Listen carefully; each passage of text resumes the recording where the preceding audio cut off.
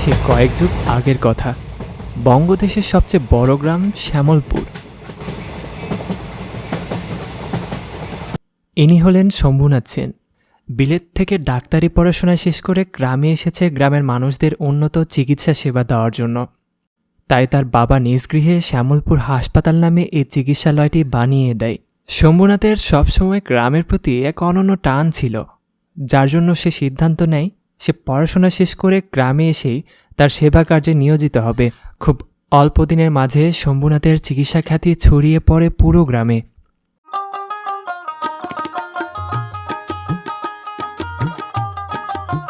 গরিব ও অসহায় মানুষদের বিনা টাকায় চিকিৎসা এবং সবাইকে উন্নত মানের চিকিৎসা সেবা দিতে সফল শম্ভুনাথ।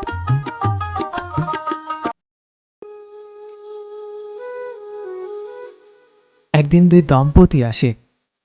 ইনি হলেন অনুপম আর ইনি হলেন অনুপমের স্ত্রী কল্যাণী। তাদের বিবাহের অনেক দিন কেটে গেছে, কিন্তু ঈশ্বর তাদের ঘর আলো করে কোনো সন্তান দেননি। বহু জায়গায় ডাক্তার দেখিয়েও কোনো কাজ হয়নি, তাই তারা এসেছে শম্ভুনাথের কাছে। তারা শম্ভুনাথের কাছে সবকিছু খুলে বলে। দেখুন, অহেতুক চিন্তা করে লাভ নেই। পৃথিবীর অনেকেই আছে যাদের সন্তান হয়নি, তারা কি বেঁচে নেই? শুনুন, আপনাদের কয়েকটা টেস্ট দিচ্ছি, করিয়ে নিন। টেস্ট রিপোর্ট হাতে পাওয়ার পরে আমি আপনাদেরকে কিছু বলতে পারবো।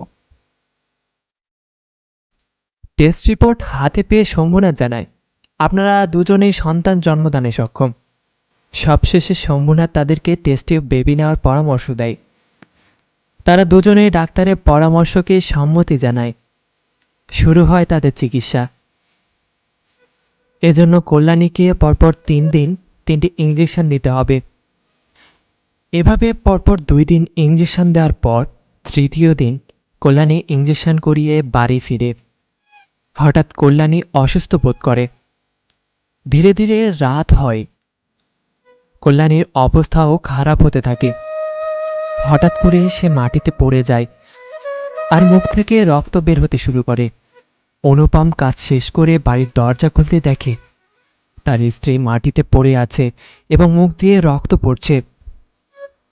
সে দেরি না করে খুব দ্রুত কল্যাণীকে হাসপাতালে নিয়ে আসে। শম্ভুনাথ তাকে দেখতেই বুঝতে পারে যে তার স্ত্রী আর বেঁচে নেই।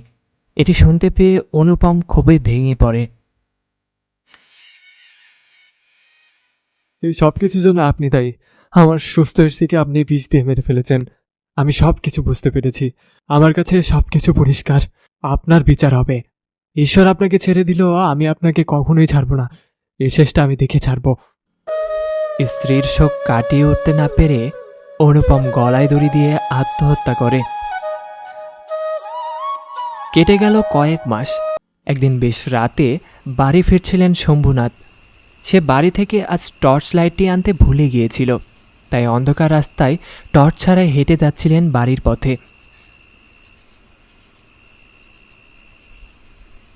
সেদিন সে বাঁশবাগানের পথ ধরে বাড়ি ফিরছিল। হাঁটতে হাঁটতে হঠাৎ তার চোখ পড়ে বাঁশঝাড়ের উপর। দেখে একটি কালো ছায়া বাঁশঝাড়ের উপর দাঁড়িয়ে আছে। সে এটি দেখে ভীষণ ভয় পেয়ে যায়। সে কালো ছায়াটি তার কাছে আসতে থাকে।